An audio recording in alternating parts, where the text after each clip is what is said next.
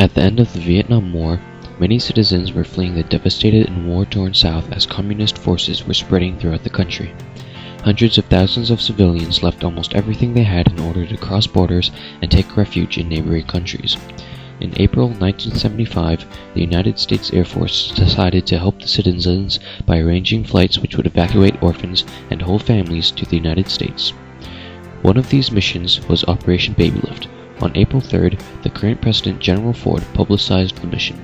He announced that 30 airlifts would be conducted within the space of a few days on the Air Force's massive C-5A transport aircrafts.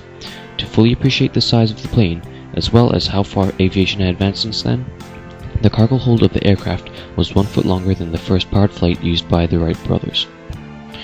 Unfortunately, tragedy struck when the rear cargo door of one of the planes carrying orphans failed at high altitude, which caused explosive decompression. The pilot tried to make an emergency landing at Tan Son Nhut Airport, but skidded into an embankment. Of the 311 passengers, only 173 survived. However, over 3,300 children were rescued by the Operation Babylift.